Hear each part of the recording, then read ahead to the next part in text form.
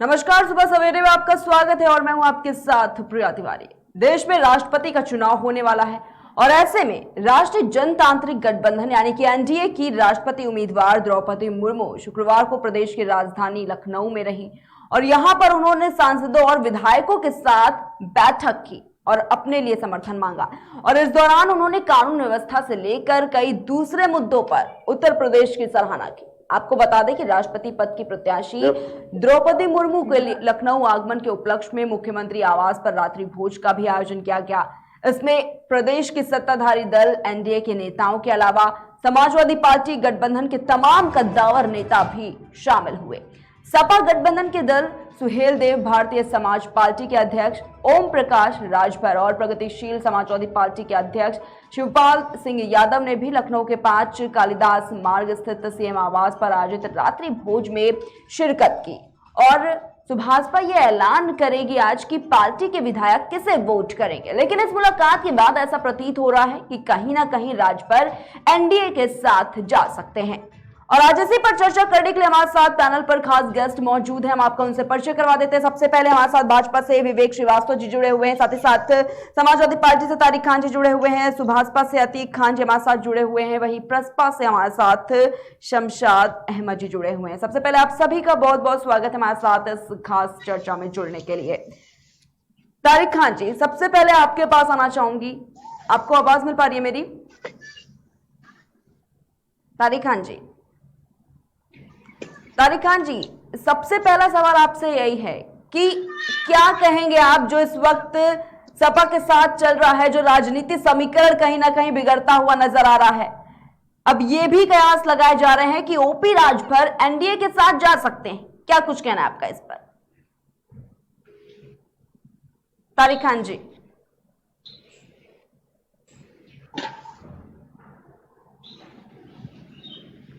तारिक खान से संपर्क नहीं हो पा रहा है। विवेक श्रीवास्तव जी, आपको आवाज मिल पा रही है?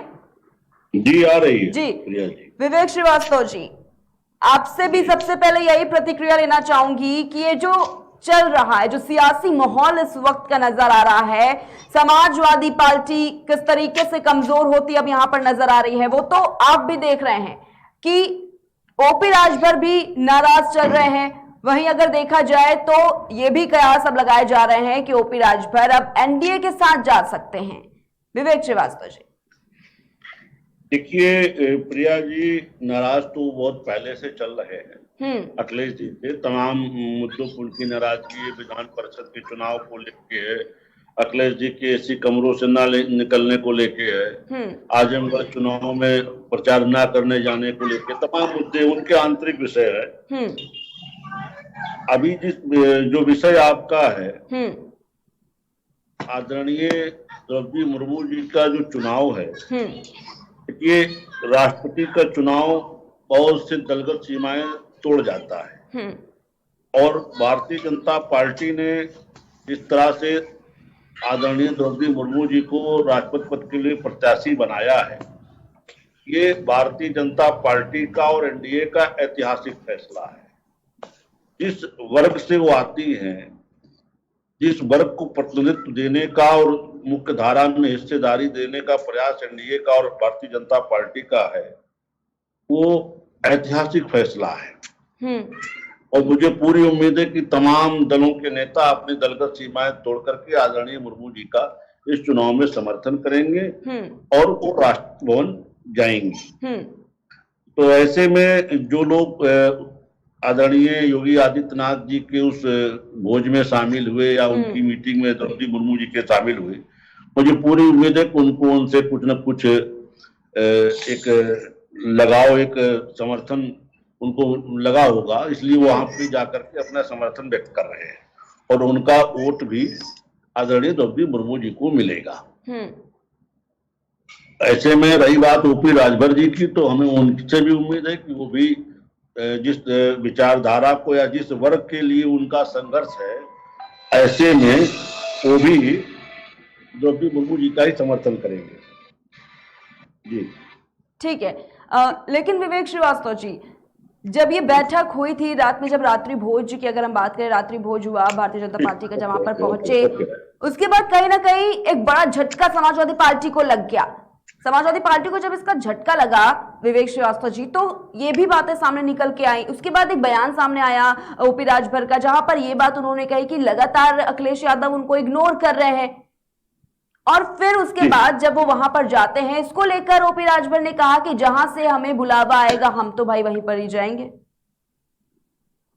देखिए, मैं फिर कह रहा हूं प्रिया जी, ये महामहिम के पद का जो चुनाव होता है ये भारत के राष्ट्रपति का चुनाव है और इसको दलगत सीमाओं में न बांधना चाहिए, न किसी को बांधने की कोशिश करना चाहिए। जो भी विधायक द्रौपदी मुर्मू जी के प्रत्याशिता से प्रभावित हैं, उनको अपने दलगत राजनीति या पार्टी लाइन को क्रॉस करके उनको समर्थन करेंगे। और मैं बार बार कह रहा हूं कि द्रौपदी मुर्मू जी को उम्मीदवार बनाया जाना ही ये एनडीए का और भारतीय जनता पार्टी का ऐतिहासिक फैसला है और सब लोग उनका समर्थन करेंगे। जिस वर्ग से जितने संघर्षों के बाद वो यहां तक पहुंची है, ये संघर्ष भी ऐतिहासिक है। और जिस वर्ग के लिए ओम प्रकाश राजभर जी जिस विचारधारा को लेके चलते, जिस तरह का उनका संघर्ष, मुझे पूरी उम्मीद है कि द्रौपदी मुर्मू जी का ही समर्थन करेंगे। रही बात निमंत्रण की, तो हम तो सबका आह्वान कर रहे हैं कि सब लोग आए, द्रौपदी मुर्मू जी को राष्ट्रपति पद तक पहुंचाएं। और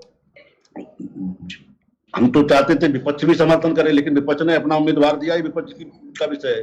इतने बड़े पद के लिए हम तो चाहते हैं कि सर्वसम्मति से चुनाव होना चाहिए और द्रौपदी मुर्मू जैसा योग्य या कहिए इस पद के लायक सर्वसम्मति वाला प्रत्याशी कोई दूसरा नहीं है। जी ठीक है विवेक श्रीवास्तव जी। तारिक खान जी, आपके पास आना चाहूंगी, आपको आवाज मिल पा रही है मेरी?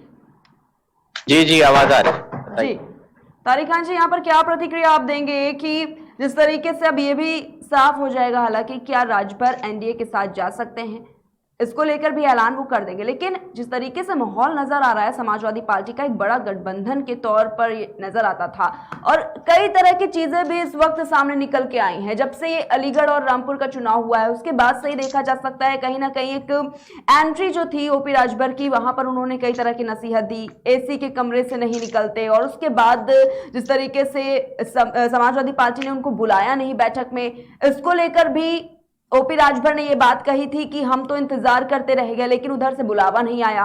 और दूसरी तरफ जब भाजपा की जब वो रात्रि भोज करते वहां पर वो पहुंचते, इसके बाद भी कहीं ना कहीं सपा को वहां पर एक बड़ा झटका लग गया। क्या कुछ कहेंगे आप तारिक खान? देखिए मैम, जैसे ओपी राजभर साहब पहले तो भाजपा के ही साथ थे, फिर उनका भाजपा से साथ टूटा और टूटा इसलिए क्योंकि उन्होंने कुछ पद होते हैं जो सरकार देती है, जिसमें उन्होंने 36 पद मांगे थे, जिसमें आयोग के अध्यक्ष वगैरह हैं, और जब भाजपा ने 6 ही बनाए तो उससे वो नाराज हो गए। देखिए, हर जो राजनीति में लोग होते हैं, मैं बता रहा हूं उनको, उनकी एक राजनीतिक शैली होती है जिसको स्टाइल ऑफ पॉलिटिक्स कहते हैं। जैसे आजम खान साहब की एक है, ओपी राजभर साहब भी सम्मानित है, उनकी एक शैली है राजनीति की। नेताजी मुलायम सिंह यादव से एक शैली थी। जो लोग राजनीति को समझते हैं वो उस शैली को भी समझते हैं भाई।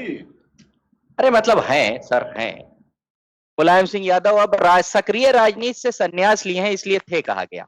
अभी वो सांसद है मान्यवर, ऐसा ना कहिए। नहीं ठीक है, लेकिन थोड़ा सा जब तक वो सांसद है तब तक उनको सक्रिय राजनीति माना जाएगा। ठीक है, वो अस्वस्थ है, अस्वस्थता के चलते उसको सक्रिय नहीं है, लेकिन उन्हें आप मत संबोधित करिए। उन्होंने जो अपनी सक्रियता है उसको घटाई है। तो मेरा कहने का मतलब यह है कि वो शैली यही दिखाती है कि आप जरा सी बातों पर, जैसे एक छोटे बच्चे क्रिकेट खेलते हैं जब, तो उसमें पहले एक बच्चा कहता है कि मैं ओपन जाऊंगा, और टीम को किसी वजह से टीम कहती है कि नहीं तुम ओपन मत जाओ, बस वो तुरंत गुस्सा होकर कहता है अब हम तुम्हारी टीम से नहीं खेलेंगे, हम सामने वाली टीम से खेलेंगे। ये स्थिरता, इसको नहीं कहूंगा मैं राजनीति के, और समाजवादी पार्टी के नेता कह सकते होंगे, मैं नहीं कहूंगा इसको राजनीतिक स्थिरता। ओपी राजभर साहब की कुछ डिमांडें थी, उनका क्या होगा अगर वो भाजपा का समर्थन कर लेंगे? जैसे उन्होंने कहा था कि ओबीसी का वर्गीकरण करिए, उसका क्या होगा? राजभर समाज को एसटी में समायोजन करने की मांग भी राजभर साहब ने उठाई। बताते हैं कि हम हर सोमवार को वो जाते हैं और कलेक्ट्रेट पे धरना देते हैं, उनके एक प्रवक्ता ने मुझसे बताया। उसका क्या होगा? क्या ये सब बातें भाजपा ने मान ली? और अगर मान ली हैं तो आप उनको समर्थन दीजिए, मगर मेरे हिसाब से कि एक पार्टी की विचारधारा होती है, एक पार्टी की लाइन होती है, और वो लाइन आप अपने मन से नहीं बनाते हैं, वो जनता का जो विश्वास होता है, जनता की जो मांग होती है, उस मांग के ऊपर आप वो लाइन तैयार करते हैं और उसी लाइन के ऊपर आपको जनता वोट देती है। तो वो तो आपको, राजभर साहब को तय करना है कि वो उस लाइन से कहां जा रहे हैं, कहां हट रहे हैं। लेकिन एक बात श्रीवास्तव साहब की मैं सहमत हूं कि राष्ट्रपति का जो चुनाव होता है उसमें इन सब चीजों को थोड़ा सा कम रखना चाहिए। कई बार ऐसा हुआ भी है, कई कैंडिडेटों के साथ इतिहास में, कई कैंडिडेटों के साथ ऐसा किया भी गया है। यहां भी किया जा सकता था, मगर दोनों कैंडिडेट तो भाजपा के ही हैं। सिन्हा साहब भाजपा के ही हैं, आपकी सरकार में बड़े प्रतिष्ठित पद पे रहे, वो मंत्री रहे, क्या क्या नहीं रहे, लेकिन अब उनका साथ नहीं है वहां पर। तो दोनों कैंडिडेट योग्य हैं। मैं नहीं कहूंगा कि एक कैंडिडेट योग्य है विपक्ष के होने के नाते और दूसरा कैंडिडेट योग्य नहीं है। दोनों कैंडिडेट योग्य है। मुर्मू जी का भी संघर्ष मैंने पढ़ा, बड़ा संघर्षशील उनका जीवन रहा है। लेकिन इस चुनाव में एक सवाल और उठेगा कि क्या एससी समाज के प्रेसिडेंट बनाने से सिर्फ एससी समाज की समस्या, गोविंद साहब को प्रेसिडेंट बनाने से एससी समाज की समस्या दूर हो गई? जब मुर्मू जी को प्रेसिडेंट बना दिया जाएगा उसके बाद जो एसटी समाज की, जो मध्य प्रदेश में 14% एसटी रहते हैं, मध्य प्रदेश, राजस्थान, छत्तीसगढ़, जहां पर उनके खिलाफ जो डेटा है वो ये बताता है कि सबसे ज्यादा आपराधिक मामले उन्हीं के खिलाफ होते हैं। पियोनी में दो एसटी वर्ग के लोगों को लिंच कर दिया गया अभी मध्य प्रदेश में कुछ दिन पहले। क्या हुआ? क्या आप लिंच पे कानून नहीं बना सकते थे? जब एसटी वर्ग को गौवंश ले जाने के मामले में लिंच कर दिया गया तो आप एसटी वर्ग का एक संकेत देना चाहते हैं एसटी वर्ग को, अच्छा लगा, लेकिन क्या उनके लिए आप कानून नहीं बना सकते थे कि उनको लिंच ना हो? कई घटनाएं मध्य प्रदेश, छत्तीसगढ़, राजस्थान यहाँ की हैं, उनकी समस्याएं हैं, उनकी जमीन की समस्याएं हैं। अगर प्रेसिडेंट बनाने से जमीन की समस्या दूर हो जाती तो आप बना देते। क्या आरिफ मोहम्मद खान को केरला का गवर्नर बनाने के बाद मुसलमानों की समस्या खत्म हो गई? क्या मुर्मू जी को एसटी समाज से प्रेसिडेंट बनाने से उनकी समस्या खत्म हो जाएगी? ये एक मुझे बात समझ में नहीं आती है। इससे ऊपर उठना चाहिए भाजपा को। ठीक है, लेकिन तारिक खान जी, ये जो ओपी राजभर बार बार ये बात कहते हैं कि अखिलेश यादव उन्हें इग्नोर कर रहे हैं, इस पर क्या कहेंगे आप कि आखिर क्यों उन्हें इग्नोर किया जा रहा है? और जिस तरीके से चुनाव भी हुआ, ओपी राजभर ने खुद यही बात बोली थी कि अखिलेश यादव से ज्यादा वो जमीन स्तर पर उतरकर उन्होंने काम किया है, उन्होंने चुनाव जिताने के लिए खुद वो सड़कों पर आए, खुद उन्होंने मेहनत की, लेकिन उसके बाद उन्हें इग्नोर कर दिया जाता है। तारिक खान जी, मैम एक बात बताइए, हमारा गठबंधन हुआ इनसे, राजभर साहब की पार्टी से, तो क्या अकाली दल आएगा पंजाब से हमारे लिए प्रचार करने? क्या हमारे लिए कश्मीर से पीडीपी आएगी प्रचार करने? अरे भाई, मतलब राजभर साहब की कुछ बातें तो मेरे सर के ऊपर से ऐसे निकलती हैं कि मुझको समझ ही में नहीं आता। घटक दल एक दूसरे के लिए प्रचार नहीं करेंगे, अपना दल भाजपा के लिए प्रचार नहीं करेगा, तो बंगाल से ममता जी आएंगी भाजपा के लिए प्रचार करने? क्यों आएंगी? वो आपसे उनका गठबंधन भी नहीं है। घटक दल के गठबंधन ही एक दूसरे के लिए प्रचार करते हैं, और प्रचार करने के बाद रात में प्रचार कर लीजिए और सुबह निकल जाइए कि मैंने जिता दिया। देखिए, ये एक कलेक्टिव अप्रोच होती है। अगर समाजवादी पार्टी 110 सीट जीती है तो समाजवादी पार्टी का सबसे छोटा कार्यकर्ता, जहां मैं शुरू होता हूं, मैं आपको अपने आप को समाजवादी का सबसे छोटा कार्यकर्ता हूं। उसके बाद अखिलेश यादव सबसे बड़े नेता समाजवादी पार्टी के, सबका कॉन्ट्रीब्यूशन है। अब इनकी दिक्कत ये है कि ये कमरे में बैठकर कोई बात नहीं करना चाहते हैं, सारी बातें सार्वजनिक करना चाहते हैं। राजभर साहब ऐसे ही, अभी मीटिंग हुई, जब मुर्मू जी आई, जनसभा कर देते, कमरे में बैठ के क्यों मीटिंग की थी? कमरे में बैठ के इसलिए मीटिंग की थी कि कुछ ऐसी बातें होती हैं जो गोपनीय रखी जाती हैं, जो कमरे में बैठ के की जाती हैं, ना कि जनसभा के रूप में की जाती हैं। ये इस बात को राजभर साहब नहीं समझते। वो सारी बातें पब्लिकली कहते हैं, और एक पार्टी का राष्ट्रीय अध्यक्ष जो उत्तर प्रदेश का मुख्यमंत्री भी रहा है, जिसने विकास की एक दिशा भी दी है, उसी दिशा पे चलकर आपने आगे लैपटॉप भी बांटे, उसी दिशा पर चलकर आपने बहुत से काम किए, उसी की दी ही दिशा पे सरकार चली आगे। ऐसा नहीं है कि सरकार अखिलेश यादव की दी दिशा पे चली नहीं आगे। मैं एक एक चीज गिना दूंगा कि कहां कहां चली, लेकिन मैं कह रहा हूं कि ठीक है, आपकी सरकार है, आप सत्ता में हैं। ओपी राजभर साहब की ये कमियां है जिसकी वजह से आपको कोई भी नेता होगा, अभी आप किसी को भी सार्वजनिक रूप से बातें कहते रहे तो आहत होगा, उसी बात से अखिलेश यादव साहब आहत हैं, उनका रिएक्शन कहीं कतई भी गलत नहीं जी। है। ओपी राजभर साहब सम्मानित हैं, लेकिन इसका मतलब क्या है कि अखिलेश यादव सम्मानित नहीं है? ये नहीं कह सकते। ठीक है। अगर ओपी राजभर साहब सम्मानित हैं तो उतने ही सम्मानित अखिलेश यादव साहब भी हैं। वो 110 सीट जिताने वाली पार्टी के राष्ट्रीय अध्यक्ष हैं। जब वो पूरी रात चलकर और रथ यात्रा लेकर पूरी रात चलकर 2 दिन ना सोकर प्रोग्राम करते थे, तब उनकी तारीफ आप नहीं करते थे। और अगर वे कहीं प्रोग्राम में नहीं जाते हैं, चुनाव में नहीं जाते हैं, जो किसी भी पार्टी का आंतरिक मामला है, समाजवादी पार्टी का ये आंतरिक मामला है कि हम कहाँ चुनाव लगाने। मैं कह रहा हूं, अगर प्रधानमंत्री जी कहीं जनसभा में नहीं जाते हैं और वो चुनाव भाजपा हार जाती है, तो क्या उसके पूरी जिम्मेदारी प्रधानमंत्री जी पे डाल दी जाएगी, गृह मंत्री जी पे डाल दी जाएगी? इस तरीके की बातें जो चल रही हैं वो मुझे समझ में नहीं आती। जैसे कहा जाता है कि आप अपने गढ़ हार गए, तो हमने जब आपको गोरखपुर में जाके हरा दिया था, तो क्या अगले दिन से हम ये कहने लगे थे कि अब अखिलेश यादव ही भारत के प्रधानमंत्री बनेंगे? या अखिलेश यादव ने भारत जीत लिया है? अब कोई गढ़ नहीं बचा है। एक आध सीट जीतने से किसी की राजनीतिक पहचान नहीं बदल जाती है। हाँ, चुनाव है, लोग हारते जीतते हैं। हमने अपनी हार को माना है कि हम दोनों चुनाव हारे हैं, हम उसकी समीक्षा करेंगे, उसकी वजह को निकालेंगे, उस वजह को दूर करेंगे। लेकिन हार जो होती है वो आपको सबक भी सिखाती है। हमने अपनी हार को माना है। ठीक है तारिक खान जी, ठीक है, आऊंगे आपके पास। हमारे साथ सुभाष से अतीक खान भी जुड़े हुए हैं। अतीक खान जी, आवाज मिल पा रही है आपको? अतीक खान जी? जी आवाज आ रही है जी। अतीक खान जी, आपकी भी प्रतिक्रिया लेना चाहूंगे इस पर कि जिस तरीके से ओपी राजभर इस वक्त ऐसे कयास लगाए जा रहे हैं कि अब एनडीए का साथ वो दे सकते हैं, और कई बार ओपी राजभर ने अब ये भी कह दिया है कि अखिलेश यादव उन्हें लगातार इग्नोर कर रहे हैं। जब रामपुर और आजमगढ़ में चुनाव हुआ तब भी हमने देखा कि किस तरीके से ओपी राजभर नसीहतें देते नजर आए, और ओपी राजभर का अब यही कहना है कि अगर इसी तरह से अखिलेश यादव काम अगर नहीं करते, अगर वो नहीं पूरी तरीके से अपना रुख अपनाएंगे, अगर वो नहीं सड़कों पर उतरकर काम करेंगे, तो कहीं ना कहीं ये पार्टी जो है वो खत्म ही हो जाएगी।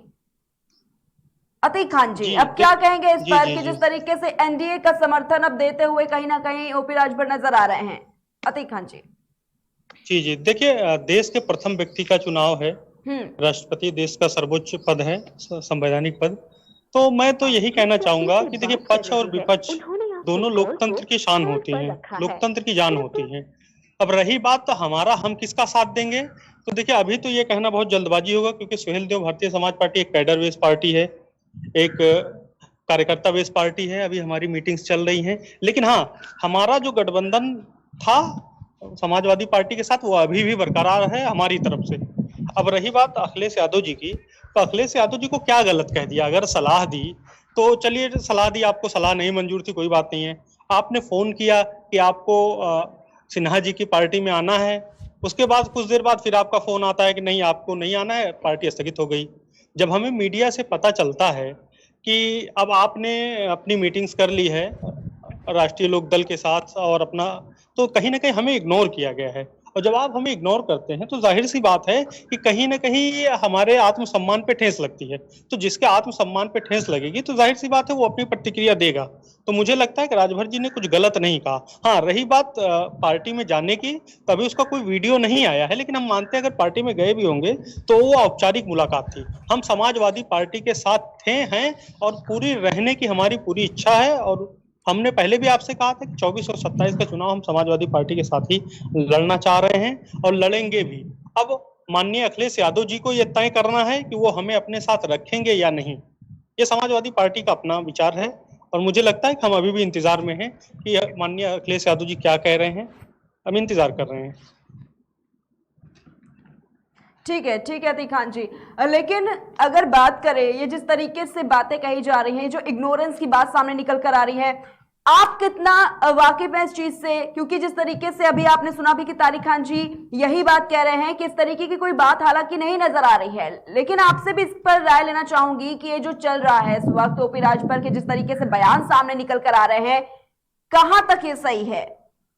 अतीक खान, देखिए बयान जो ओपी राजभर जी ने दिया है, इनका जो पहला बयान आया था कि हम जो दोनों चुनाव हारे हैं, कहीं ना कहीं आदरणीय अखिलेश यादव जी के कमरे से बाहर न निकलने की वजह से हमें नुकसान हुआ है। नहीं तो इतने कम अंतर के वोटों से हारना, लोकसभा चुनाव में जहां 8 लाख 9 लाख वोट पड़ रहे हैं वहां 4-6 हजार वोट कुछ ज्यादा नहीं होते। तो जाहिर सी बात है मैडम कि जो बंदा फील्ड में दिन रात मेहनत कर रहा है, अभी तारिक जी ने कहा कि उनके अपने इंटरनल मामला था, मैं कहता हूं कि अगर एक दिन अखिलेश यादव जी आ गए होते दोनों सीटों पर एक एक दिन, तो शायद आज उपचुनाव हमारा होता। तो जाहिर सी बात है जो क्षेत्र में जमीन लेवल पे जा करके गांव गांव जा करके 47-48 डिग्री टेम्परेचर में वो प्रचार प्रसार कर रहा है और उस लेवल तक पार्टी को ले आया। देखिए अगर लाख 1.5 लाख वोट से हार जीत होती तो एक बार कहने का औचित्य नहीं बनता था, लेकिन 4-6 हजार वोट मैडम कोई मायने नहीं रखता है। तो सवालिया निशान तो सपा मुखिया के ऊपर उठेंगे और मुझे लगता है कि ओम प्रकाश राजभर जी ने कुछ गलत नहीं कहा है।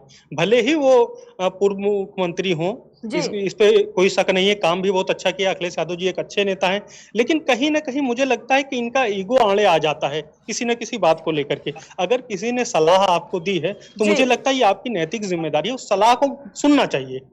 अब रही बात बंद कमरे की बात, देखिए आप राजनीति में हैं, राजनेता हैं, हर चीज बंद कमरे में नहीं की जा सकती। अगर आपके अंदर कमियां हैं, बंद कमरे में आपको कई बार समझाया गया, आप मान नहीं रहे, कोई ये पहला बयान थोड़ी ना था, इससे पहले भी उन्होंने बयान दिया था कि एसी से बाहर आइए, चुनाव से पहले भी, तब भी आप एसी से बाहर नहीं आए। तो भाई जो आदमी जी जान से आपकी पार्टी में काम कर रहा है, आपके साथ काम कर रहा है, और अगर कहीं ना कहीं रिजल्ट निगेटिव आता है तो सवालिया निशान तो भी उठता है आपके ऊपर। तो मुझे लगता है कुछ ओम प्रकाश राजभर जी ने गलत नहीं किया है। हाँ, हम पहले भी आपके साथ थे, अब भी आपके साथ हैं और आपके साथ रहेंगे, और सपा को ही हमारा समर्थन है। रही बात मीडिया वाले, हमारे बंधु कहीं ना कहीं चीजों को इधर उधर ले जाने का प्रयास कर रहे हैं। मुझे एक राहत इंदौरी साहब का एक शेर याद आता है कि अफवाह थी मेरी तबीयत खराब है, लोगों ने पूछ पूछ के बीमार कर दिया। तो मुझे लगता है यही हाल है कि ओम प्रकाश जी गए थे या नहीं गए थे, कोई वीडियो तभी सामने नहीं आया है, लेकिन मीडिया वालों ने पूछ पूछ के आप गए थे, आप कहाँ जा रहे हैं, आप एनडीए में जा रहे हैं, आप क्यों जा रहे हैं। भाई आपको अपने आप पता चल जाएगा, आप लोगों को बुलाया जाएगा, बाकायदा प्रेस कॉन्फ्रेंस होगी। जब हम बार बार एक चीज कह रहे हैं, हम समाजवादी पार्टी के साथ थे, हैं और रहेंगे, तो हम वही रहेंगे। रही बात अगर समाजवादी पार्टी हमें नहीं रखना चाहती है साथ में, तो भाई अब क्या करेंगे, जबरदस्ती तो किसी के साथ कोई जाएगा नहीं, फिर हम अपना कोई ना कोई रास्ता तलाश करेंगे। लेकिन अभी फिलहाल हमारी उम्मीदें माननीय अखिलेश यादव जी से है। युवा नेता हैं, अच्छे नेता हैं, इन्होंने प्रदेश के लिए बहुत काम किया है, प्रदेश में इन्होंने बहुत अच्छा काम किया है। आज उत्तर प्रदेश अगर चमक रहा है तो आदरणीय अखिलेश यादव जी की ही देन है। लेकिन अब कहीं ना कहीं घटक दल होने के नाते हमारी ये जिम्मेदारी है कि हम अपने सहयोगी दल को जितना हमारे पास अनुभव है, अपने अनुभव का ज्यादा से ज्यादा लाभ दिलवाएं। देखिए रही बात अनुभव की, तो आदरणीय माननीय ओम प्रकाश राजभर जी कोई छोटे मोटे नेता नहीं है। ये 90 के दशक से चुनाव में हैं और सक्रिय राजनीति करते हैं। 2002 में इन्होंने अपनी पार्टी भी बनाई। आज देखिए सुहेल देव भारतीय समाज पार्टी कौन नहीं जानता। अपने बेबाकी के लिए ओम प्रकाश राजभर जी, हम भाजपा के साथ थे तब भी हम अपनी नसीहतें दिया करते थे, भाजपा को नहीं पसंद आई तो कहीं ना कहीं हम दोनों ने किनारा कस लिया। तो ये लोकतंत्र का पार्ट है। अगर हमारे आपके अच्छे संबंध नहीं बन रहे हैं तो कम से कम इतनी मोहब्बत तो बची रहे, कभी हम किसी मंच पे मिले तो कम से कम दिल भी मिले और हाथ भी मिलाएं। रही बात लोकतंत्र का सबसे बड़ा चुनाव है, मुझे लगता है कि अभी हमारे भाजपा के भाई ने कहा था द्रौपदी मुर्मू जी बहुत अच्छी कैंडिडेट है, बेशक उसमें कोई दो राय नहीं, बहुत अच्छे हैं। सिन्हा जी भी बहुत अच्छे कैंडिडेट हैं, लेकिन लोकतंत्र की एक खूबसूरती होती है, अगर विपक्ष नहीं है तो फिर लोकतंत्र का कोई बहुत बड़ा मायने नहीं रह जाता है। तो सिन्हा जी भी अच्छे व्यक्ति हैं और द्रौपदी मुर्मू जी भी एक अच्छी कैंडिडेट है, संघर्षशील कैंडिडेट है। हमारी शुभकामनाएं हैं जो जीतता है उनके साथ। रही बात समर्थन की, तो समर्थन हमारा ये शीर्ष नेतृत्व तय करेगा कि हम किसके साथ जा रहे हैं, किसके साथ जाएंगे। ठीक है दी खान जी। और विवेक श्रीवास्तव जी, आपसे जानना चाहूंगी कि ये जो जिस तरीके से देख रहे हैं आपकी जो राजनीति इस वक्त नजर आ रही है, और अगर ये कहना यहाँ पर गलत नहीं होगा कि कितना ज्यादा समर्थन जो है वो द्रौपदी मुर्मू को यहाँ पर मिलता हुआ नजर आ रहा है। अगर बात करें शिवपाल यादव की, तो उन्होंने भी पहले इसका ऐलान कर दिया था कि उनका जो समर्थन है वो द्रौपदी मुर्मू की तरफ ही रहेगा। साथ ही साथ ओपी राजभर भी अब ये ऐलान जो है वो आज कर ही देंगे कि उनका जो समर्थन है वो किसकी तरफ रहेगा। हालांकि जो कयास है वो पहले से ही लगाए जा रहे हैं और ये काफी कहीं ना कहीं तय भी है कि जो समर्थन है वो एनडीए की ओर ही जाएगा। विवेक श्रीवास्तव जी। जी प्रिया जी, देखिए मैं बार बार कह रहा हूं कि द्रौपदी मुर्मू जी का जैसा व्यक्तित्व है, जैसा उनका संघर्षशील जीवन रहा है, और समाज की जिस पायदान से उठकर के वो यहाँ तक आई है, मुझे पूरी उम्मीद है कि लोग अपनी दलगत भावनाओं से ऊपर उठ करके उनका समर्थन करेंगे, जैसी कि वानगी आपको उनके उत्तर प्रदेश के दौरे के दौरान देखने को मिली है। और द्रौपदी मुर्मू जी का राष्ट्रपति भवन जाना करीब करीब तय है। विपक्ष ने जिस प्रत्याशी को मैदान में उतारा है, ठीक है, अभी हमारे समाजवादी मित्र करे तो भी तो भाजपा के ही थे, बिल्कुल भाजपा के ही के नेता रहे हैं, लेकिन आज वो भाजपा में नहीं है। और ये जिस स्तर के पद का चुनाव है जी, इसमें दलगत भावनाओं को परे हटा करके बात करनी चाहिए। जैसे कि अभी बातचीत के दौरान हमारे समाजवादी पार्टी के मित्र ने ओम प्रकाश राजभर जी की तुलना एक बच्चे से कर दी। इस तरह की बातें नहीं होनी चाहिए। ये भारत के प्रथम व्यक्ति का चुनाव है और उस चुनाव पे चर्चा के दौरान अगर हम गंभीरता से बात रखें तो अच्छी बात होगी। जी ठीक है विवेक श्रीवास्तव जी, ठीक है। प्रसपा से हमारे साथ शमशाद अहमद जी जुड़े हुए हैं। शमशाद जी, आपको आवाज मिल पा रही है मेरी? जी आवाज है जी। शमशाद जी, आपसे भी यही राय लेना चाहूंगी, क्योंकि कहीं ना कहीं अगर बात शिवपाल सिंह यादव की करें, उनकी तरफ से तो ये साफ हो गया है कि जो उनका समर्थन है वो एनडीए की तरफ जाएगा, यानी कि द्रौपदी मुर्मू के समर्थन में पूरी तरीके से शिवपाल सिंह यादव जो हैं वो नजर आ रहे हैं। अब लेकिन जिस तरीके से राजनीति यहाँ पर कुछ बिगड़ती हुई सी भी नजर आ रही है, क्योंकि अगर बात करें ओपी राजभर की, तो ओपी राजभर और शिवपाल सिंह यादव जिस तरीके से गए रात्रि भोज में, भारतीय जनता पार्टी की ने जिस तरीके से रात्रि भोज का आयोजन किया, वहां पर गए, उसके बाद देखा गया कि विपक्ष के जो खेमे में कहीं ना कहीं एक बड़ी खलबली मचती हुई नजर आई। शमशाद अहमद जी, आपसे राय लेना चाहूंगी इस पर प्रतिक्रिया लेना चाहूंगी कि क्या कुछ कहेंगे आप इस पर, जिस तरीके से ये जो पूरी राजनीति इस वक्त नजर आ रही है, क्या कहेंगे आप इस पर? देखिए मैम, पहले भी आपकी इस प्लेटफॉर्म पे इसी मुद्दे पे डिस्कशन हो चुका है। पहले भी हम लोगों ने सभी ने कहा है कि जो भी पार्टी का मुखिया हो या गठबंधन का मुखिया होता है, उसकी बहुत बड़ी जिम्मेदारी है। उसकी जिम्मेदारी होती है कि सबको लेके चलना। तो विपक्ष के जो मुखिया हैं, गठबंधन के जो नेता हैं, माननीय अखिलेश यादव जी, ये जिम्मेदारी उत्तर प्रदेश में खासतौर से उन्हीं की थी कि कैसे सारा विपक्ष एक रहे और अगर एक होकर सब लोग वोट करें। इसके विपरीत जो है, आप देखिए एनडीए का जो प्रत्याशी हैं श्रीमती द्रौपदी मुर्मू जी, जो एक आदिवासी महिला है, तो एक आदिवासी महिला जो पिछड़े समाज से हैं और दबे कुचले समाज से हैं, तो अगर इनको बनाया गया है तो ऐसे लोगों को हम लोगों का स्वागत करना चाहिए कि कम से कम ऐसे समाज का कोई व्यक्ति भारत देश का प्रथम व्यक्ति बनने जा रहा है, इस बात का और बधाई देना चाहिए। और दूसरी चीज, जब हमारे राष्ट्रीय अध्यक्ष जी को, माननीय शिवपाल सिंह यादव जी को या ओम प्रकाश राजभर जी को, जब माननीय अखिलेश जी ने बुलाया ही नहीं, बैठक के लिए नहीं बुलाया, चर्चा के लिए नहीं बुलाया कि किसको वोट करना है या नहीं करना, तो स्वाभाविक है कि अगर किसी और ने बुलाया है तो वहां कोई जाएगा ही।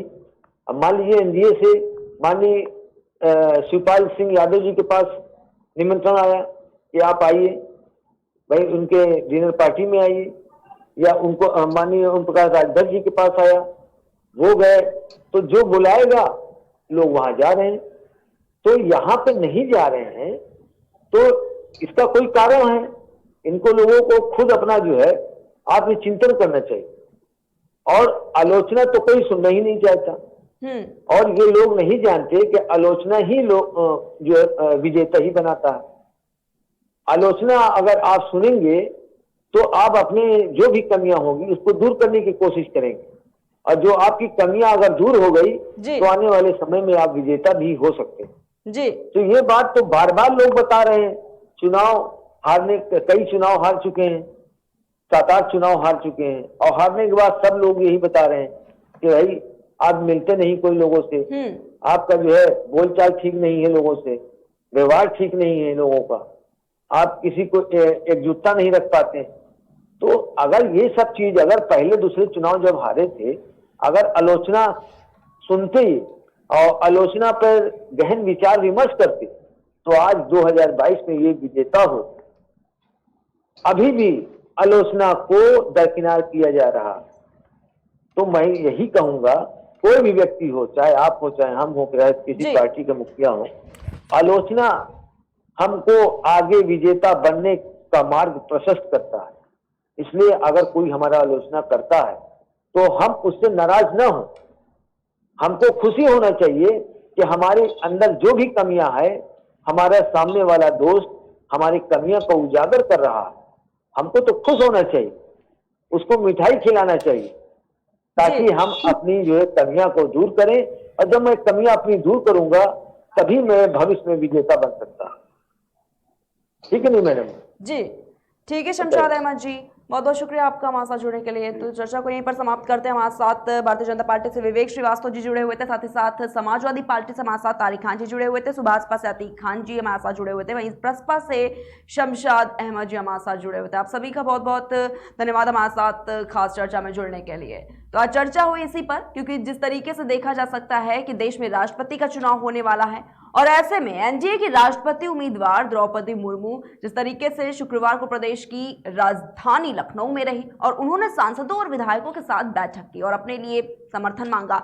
इस दौरान उन्होंने कानून व्यवस्था से लेकर कई दूसरे मुद्दों पर उत्तर प्रदेश की सराहना भी की। साथ ही साथ राष्ट्रपति पद की प्रत्याशी द्रौपदी मुर्मू के लखनऊ आगमन के उपलक्ष्य में मुख्यमंत्री आवास पर रात्रि भोज का भी आयोजन किया गया। इसमें प्रदेश की सत्ताधारी दल यानी कि एनडीए के नेताओं के अलावा समाजवादी पार्टी के गठबंधन के तमाम कद्दावर नेता जो थे वो शामिल हुए। वहीं सपा गठबंधन के दल सुहेल देव, भारतीय समाज पार्टी के अध्यक्ष ओम प्रकाश राजभर और प्रगतिशील समाजवादी पार्टी के अध्यक्ष शिवपाल सिंह यादव भी लखनऊ के कालिदास मार्ग स्थित सीएम आवास पर आयोजित रात्रि भोज में शिरकत उन्होंने की। और सुभाषपा ये ऐलान अब कर देगी आज की पार्टी के जो विधायक है वो किससे वोट देंगे, और इसको लेकर जो हलचल है वो भी काफी ज्यादा तेज नजर आ रही है। और आज इसी पर चर्चा हुई जिसमें ये साफ तौर पर सामने निकल कर आ गया है कि किस तरीके से राजनीति समीकरण जो है वो बनते हुए निकल रहे हैं। हालांकि ये तो कहीं ना कहीं साफ है कि सुभाषपा जो है वो किसकी ओर जा रही है। जिस तरीके से आपने भी सुना होगा कि ओपी राजभर का एक बयान जो है वो सामने आया जिसमें गठबंधन पर उनके सवाल उठते नजर आए और ये बात ओपी राजभर ने अपनी तरफ से साफ कर दी कि गठबंधन जो है उनकी तरफ से नहीं टूटेगा, लेकिन अखिलेश यादव की जो भी प्रतिक्रिया रहेगी वो उनको मान लेंगे। फिलहाल के बस इतना ही, हम फिर हाजिर होंगे एक नए मुद्दे के साथ। तब तक के लिए देखते रहिए केकेटी न्यूज।